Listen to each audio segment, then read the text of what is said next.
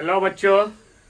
तो आज हम लोग अपने क्लास में फिर से प्रेजेंट है और आज हमारा जो है नया टॉपिक स्टार्ट करते हैं। शंकु क्या है? शंकु यानी कोन। ठीक है, तो शंकु को इंग्लिश में कोन बोलते हैं। कोन का आप लोग उदाहरण के तौर पर ले सकते हैं, जैसे आइसक्रीम वगैरह खाए होंगे आप लोग, तो वो कोन का ही एग्जाम्पल है ना। जैसे जो कोन आता है, ठीक है, कॉर्नेटो, ठीक है, तो वो कोन का ही एग्जाम्पल होता है। ठीक है, या फिर आपको ऊपर से जो मलाई पैक करके दिया जाता है वो भी एक कोन का ही एग्जाम्पल होता है। या फिर आप कह सकते हैं बर्थडे में जो टोपी बच्चे लोग पहनते हैं वो भी एक कोन का ही एग्जाम्पल है। ठीक है, तो उसी कोन के बारे में आज हम लोग जानकारी लेते हैं कि कोन में क्या क्या चीज़ निकलता है और क्या क्या चीज़ कोन पर किस तरह के सवाल आते हैं। ठीक है, और कोन में होता क्या क्या चीज़ है। तो सबसे पहले कोन में बेलन की तरह ही त्रिज्या तो होती ही है, आधार की त्रिज्या, उसकी ऊंचाई होती है, लेकिन इसमें एक अलग चीज़ होती है जिसको बोलते हैं तिरछी ऊंचाई। क्या बोलते हैं?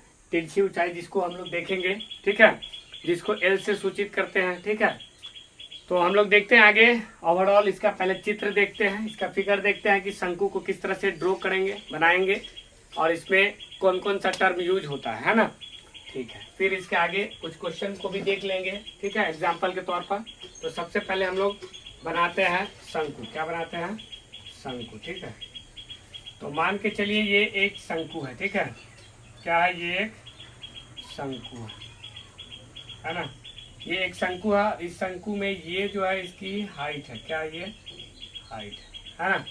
तो ये शंकु है, ये इसकी हाइट हो गई h, ये इसकी त्रिज्या हो गई आधार की r, है ना। और ये तिर्यक क्या हो गई? ऊंचाई हो गई l। क्या हो गई? तिर्यक ऊंचाई l हो गई, है ना। तो आपको क्या करना है, इसमें अगर हम लोग दर्शाएंगे तो क्या दर्शाएंगे? a नाम दिए, a b c o ऐसे करके नाम दे दिए। ठीक है, तो हम लोग कह सकते हैं कि AO जो है, AO वो इसका AO जो होगा वो इसका हाइट होगा। क्या होगा?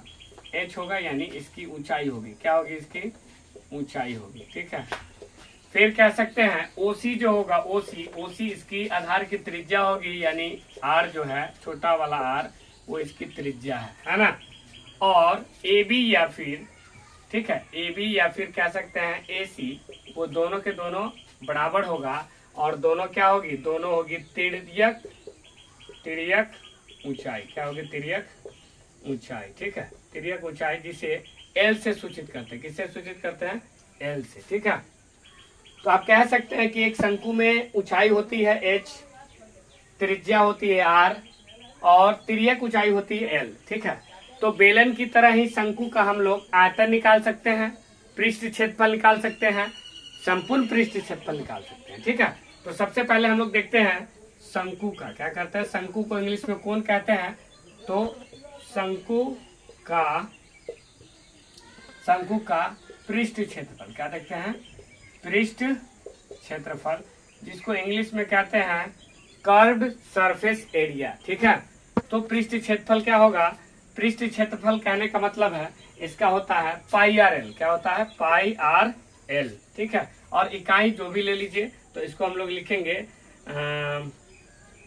पाई आर एल स्क्वायर यूनिट, है ना, या यूनिट का स्क्वायर होगा, है ना, यूनिट स्क्वायर या स्क्वायर यूनिट, कुछ भी लिख सकते हैं ना। यूनिट का स्क्वायर लिखेंगे, क्यों? क्योंकि क्षेत्रफल है ना। तो शंकु का पृष्ठ क्षेत्रफल होगा पाई आर एल। क्या होगा? पृष्ठ जो क्षेत्रफल होता है वो होता है शंकु का पाई आर एल होता है। क्या होता है? पाई आर एल। ठीक है, उसी तरह फिर शंकु का क्या होता है? शंकु का, ठीक है, संपूर्ण पृष्ठ। क्या होगा? संपूर्ण पृष्ठ, इसको तो बोलते हैं कर्व सरफेस एरिया, यानी CSA। ठीक है, जो होता है पाई आर एल होता है ना, लेकिन इसको बोलते हैं संपूर्ण पृष्ठ। क्या पढ़ेंगे? संपूर्ण पृष्ठ क्षेत्रफल। संपूर्ण पृष्ठ क्षेत्रफल, संपूर्ण पृष्ठ क्षेत्रफल। तो संपूर्ण पृष्ठ क्षेत्रफल में क्या आ जाएगा? ये तो कर्व सरफेस एरिया है, मतलब ये पृष्ठ क्षेत्रफल है। ठीक है, लेकिन संपूर्ण पृष्ठ क्षेत्रफल में जो शंकु का जो आधार की जो क्षेत्रफल होता है उसको भी लेंगे। तो शंकु का आधार कैसा होगा? तो शंकु का जो आधार होगा, क्या होगा? शंकु का आधार क्या लिखेंगे? शंकु का आधार का क्षेत्रफल, वो शंकु का आधार का क्षेत्रफल किसके बराबर होगा? तो शंकु के आधार का जो क्षेत्रफल होगा वो वृत्त के क्षेत्रफल के बराबर होगा, वृत्त के क्षेत्रफल के बराबर होगा, वृत्त के क्षेत्रफल के बराबर। अब कैसे होगा? क्योंकि शंकु का जो आधार होता है वो कैसा होता है? तो वृत्ताकार होता है। कैसा होता है? वृत्ताकार होता है। तो हम कह सकते हैं कि शंकु का संपूर्ण पृष्ठ क्षेत्रफल हो जाएगा, आपको सबसे पहले कर्व सरफेस एरिया, क्या होगा? कर्व सरफेस एरिया, ठीक है, शंकु का है, किसका? शंकु का, ठीक है, ऑफ कोन कह सकते हैं, ऑफ कोन यानी शंकु का। हिंदी में लिखना चाहेंगे तो हिंदी में भी लिख देंगे शंकु का, ठीक है, शंकु का पृष्ठ क्षेत्रफल क्या होगा? शंकु का पृष्ठ क्षेत्रफल, ठीक है, और जोड़ जो हो जाएगा क्या होगा? जोड़ होगा, जोड़ वृत्त का क्षेत्रफल यानी आधार, शंकु के आधार का क्षेत्रफल है ना, यानी पाई आर स्क्वायर, क्या हो जाएगा? पाई आर स्क्वायर। तो इसको हम वैल्यू रखेंगे तो इसका वैल्यू कितना होता है? पाई आर एल जोड़ पाई आर स्क्वायर। जब इसको आगे देखेंगे कॉमन निकाल के तो पाई और आर इसका कॉमन निकलेगा, पाई भी कॉमन, आर भी कॉमन निकलेगा, तो बच क्या जाएगा? इसके पास भी एल है ना, और प्लस पे क्या लिखेगा? इसमें आर स्क्वायर है तो एक आर कॉमन निकल गया तो एक आर बचेगा, यानी pi R into L plus R, यही हो जाएगा। ये भी क्षेत्रफल है तो स्क्वायर यूनिट कह सकते हैं ना, या यूनिट का स्क्वायर कह सकते हैं। स्क्वायर यूनिट बोलिए तब, या यूनिट का स्क्वायर। कहने का मतलब है कि आपको टोटल सरफेस एरिया क्या है? Total surface area, total surface area जो आएगा इसका क्या आ जाएगा? टोटल सरफेस एरिया आएगा इसका कितना आएगा? Pi R into L plus R आएगा, ठीक है। तो आप लोग इसको अच्छे ढंग से स्क्रीनशॉट ले लीजिए इसका, या फिर वीडियो को रोक करके आप इसको नोट डाउन कर लीजिए, और मैं समझाते हुए वीडियो में आपको चल रहा हूं कि आपको शंकु से रिलेटेड किसी भी तरह का प्रश्न को हल करने में कोई भी दिक्कत ना हो, किसी तरह का परेशानी ना हो, ठीक है। तो आप लोग कोशिश करिए कि इसको समझते चले और इस पर जितने भी प्रश्न होंगे उसको हल करेंगे, ठीक है।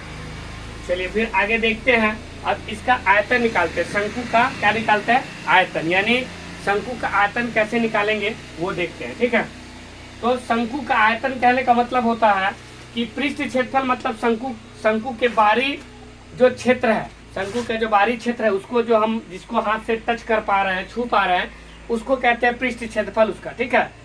लेकिन उस शंकुआनुमा जो होता, शंकु के आकार का जो भी अगर कोई वस्तु है, ठीक है, जैसे आइसक्रीम का कप होता है एक तरह से, तो शंकु का आकार का रहेगा, तो उसमें कितना वो क्रीम उसका आ पाएगा, उसी को शंकु का आयतन कहेंगे। क्या कहेंगे? शंकु का आयतन, यानी वो कितना किसी चीज का रखने की क्षमता रखता है अपने में, ठीक है, तो उसी को शंकु का आयतन कहेंगे। यानी जैसे मान के चलिए अगर कोई शंकु के आकार का कप है, आइसक्रीम का कप है, ठीक है, अगर उसमें मलाई भरना है या फिर कोई क्रीम भरना है, तो कितना क्रीम उस शंकु के आकार का जो कप है उसमें आ पाएगा, उसी को उस शंकु का क्या बोलेंगे? आयतन बोलेंगे, ठीक है। तो चलिए हम लोग देखते हैं शंकु का आयतन, क्या देखेंगे? शंकु का आयतन। तो इसको मिटा दिया जाए, ठीक है, और शंकु का आयतन हम लोग देखते हैं, ठीक है, कि शंकु का आयतन क्या होगा, ठीक है। तो चलिए बच्चों हम लोग देखते हैं शंकु का आयतन, समझते हुए चलेंगे, कोई चीज नहीं है, कोई बड़ी चीज नहीं है ना। ये 9th और 10th के लिए वेरी वेरी इंपॉर्टेंट टॉपिक्स है ना। अगर आपको बेलन, शंकु, गोला ये सब अगर अच्छे ढंग से आता है तो आपका मेंसुरेशन जो है आपसे कभी भी छूटेगा नहीं। मेंसुरेशन का कोई भी क्वेश्चन, क्यों? क्योंकि मेंसुरेशन का क्वेश्चन जो है आपको इन्हीं सब टॉपिक्स में से आते हैं, ठीक है। तो आपको शंकु जो है वो भी वेरी वेरी इंपॉर्टेंट टॉपिक्स है। तो हम सबसे पहले लिखते हैं शंकु का आयतन, क्या लिखते हैं? शंकु का आयतन, ठीक है। तो शंकु का आयतन क्या होता है? 1/3, क्या होता है? 1/3 पाई आर स्क्वायर एच। यानी आप कह सकते हैं जो बेलन का आयतन होता है, क्या होता है? बेलन का आयतन क्या लिख सकते हैं कि जो शंकु का आयतन होगा, क्या होगा? शंकु का आयतन वो बेलन का आयतन, ठीक है, बेलन का आयतन का कितना होगा? 1/3 होगा। बेलन का आयतन का 1/3 भाग होता है वो। शंकु का आयतन जो होता है बेलन के आयतन का कितना भाग होता है? 1/3 भाग होता है।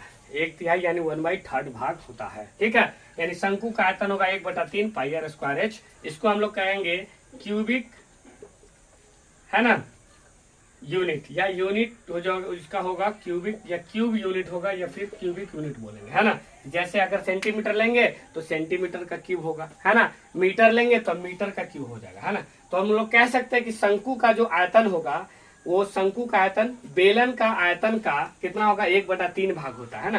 क्योंकि बेलन का आयतन क्या होता है, πr²h, तो उसका 1/3 भाग करेंगे तो शंकु का आयतन आ जाएगा। इस तरह से भी आपके एग्जाम में क्वेश्चन बनाए जा सकते हैं, बनते भी है ना। चलिए ठीक है। तो फिर हम लोग देखते हैं कि अगर जब आपके प्रश्न में कभी कभी त्रिज्या दिया रहेगा और ऊंचाई दिया रहेगा लेकिन तिर्यक ऊंचाई नहीं दिया रहता है ना, तो तिर्यक ऊंचाई कैसे निकालेंगे, किस आधार से निकालेंगे उसको देख लेते हैं, ठीक है। चलिए, तो सबसे पहले इसको मिटाते हैं, ठीक है। आप लोग नोट करते हुए चलेंगे अपने नोटबुक पे, ठीक है। तो हम लोग देखते हैं कि इसको अगर हम गौर से देखेंगे तो इस तरह से एक समकोण त्रिभुज का निर्माण दिखेगा आपको, है ना। तो समकोण त्रिभुज का निर्माण जो दिखेगा इसको ड्रॉ कर लिया जाए। ये है, इसमें O है, यहाँ पर A है, यहाँ C है ना। यहाँ इसको R कह रहे हैं, यहाँ H कह रहे हैं, यहाँ L कह रहे हैं, ठीक है। तो मान के चलिए यह एक समकोण त्रिभुज है, कौन सा, AOC क्या है, एक समकोण त्रिभुज है, एक समकोण, ठीक है, त्रिभुज, समकोण त्रिभुज है ना। AOC एक समकोण त्रिभुज है। तो समकोण त्रिभुज है तो 90 के सामने वाला जो भुजा होगी उसको हम लोग कहेंगे L, यानी एक कर्ण का काम करेगा, क्या करेगा, कर्ण का काम करेगा, ठीक है।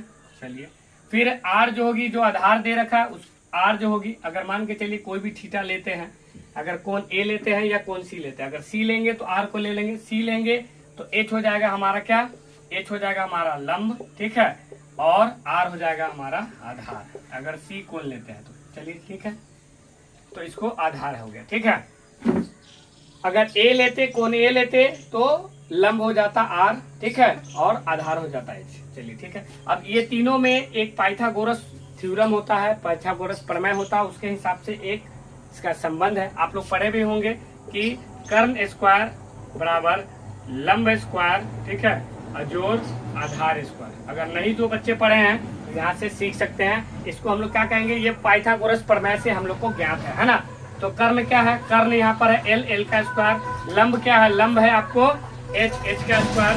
और आधार क्या है, आधार R है, तो R का स्क्वायर, ठीक है। तो हम लोग कह सकते हैं L बराबर कर सकते हैं अंडर रूट H स्क्वायर जोड़ R स्क्वायर। तो ये भी जो डेरिवेशन आता है इससे आप लोग को क्या है, आप तिर्यक ऊंचाई निकाल सकते हैं। या फिर आपके प्रश्न में कभी तिर्यक ऊंचाई दिया रहेगा, त्रिज्या दिया रहेगा, लेकिन सीधा ऊंचाई जो है वो नहीं दिया रहेगा, तो आप उसको भी निकाल सकते हैं। बस इसी डेरिवेशन से एकदम आसानी तरीका से आप निकाल सकते हैं, ठीक है। तो चलिए, ये सब डिस्कस कर लिए। अब आगे एक प्रश्न उदाहरण के तौर पर लेते हैं और उसको हल करते हैं। बाकी का प्रश्न हम लोग अगले क्लास में कल परसों देखेंगे, ठीक है, हल करेंगे उसको, क्वेश्चंस को लेकर के। अभी हम लोग उदाहरण के तौर पर एक प्रश्न को लेते हैं और उसको हल करते हैं, ठीक है। तो चलिए इसको मिटाते हैं हम लोग।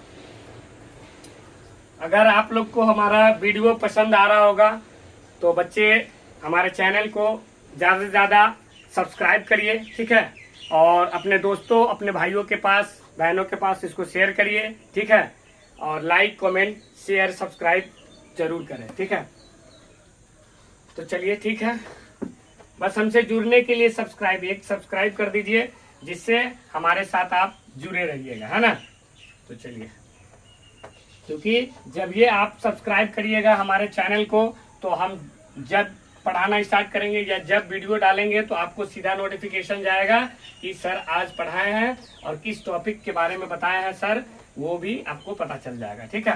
तो आप उससे जुड़ करके पढ़ाई कर सकते हैं। अगर नोटिफिकेशन यानी बेल आइकन को नहीं दबाइएगा तो आपको पता नहीं चल पाएगा कि हम कब डाल रहे हैं वीडियो, कब नहीं डाल रहे हैं। क्योंकि मैं लगातार आपको 1 महीना से वीडियो बना रहा हूँ और लगातार आपको प्रोवाइड कर रहा हूँ अपना मैथ्स का क्लासेस, ठीक है। तो चलिए ठीक है, आगे देखते हैं एक क्वेश्चन उदाहरण के तौर पर, ठीक है। क्वेश्चन एक लेते हैं कि एक शंकु के आकार, एक शंकु के आकार का आइसक्रीम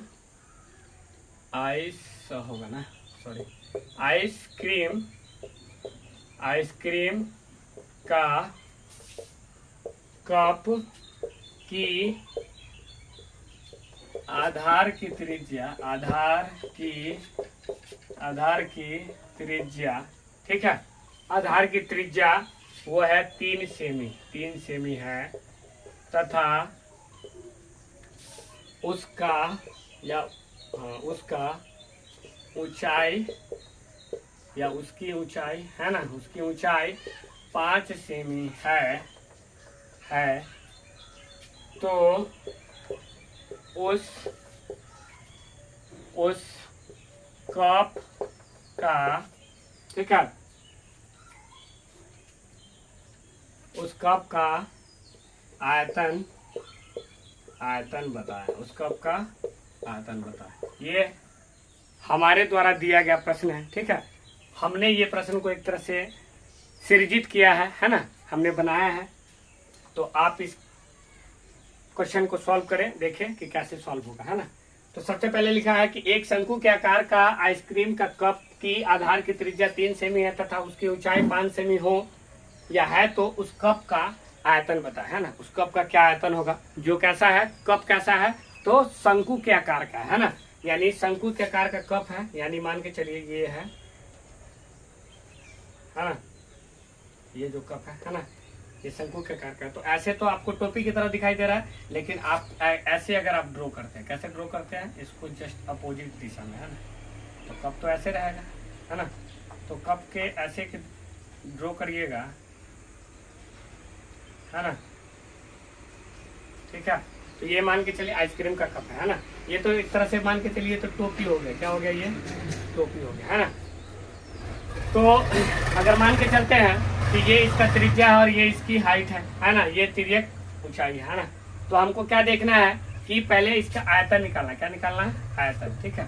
ये हमारे द्वारा प्रश्न दिया गया है, तो अगर किसी तरह का मिस्टेक होगा तो उसके लिए आप लोग को आश्चर्य नहीं करना है, बस समझाने के लिए एक एग्जाम्पल के तौर पर ये क्वेश्चन बनाया और अपने मन से दिया, है ना। ये कोई किताब का क्वेश्चन नहीं, बस हमारे मन का क्वेश्चन है ना। तो आप लोग प्रैक्टिस के लिए और एक एग्जाम्पल के लिए, तो मान के चलिए त्रिज्या है जो हमें दे रखा है 3 सेमी और हाइट इसकी कितने दे रखी है, 5 सेमी। अब मान के चलिए आइसक्रीम कप है, ये क्या है, आइसक्रीम, ठीक है, आइसक्रीम का कप है जो कैसा है, शंकु के आकार का, कैसा है, शंकु के आकार का, है ना, शंकु का, है ना, शंकु के आकार का है। अब इसका आयतन हमसे पूछ रहा है, क्या पूछ रहा है, आयतन। तो आयतन बराबर होता है शंकु का आयतन 1/3 पाई आर स्क्वायर एच, यही ना होता है। तो 1/3 गुने पाई का मान होगा 22/7, है ना।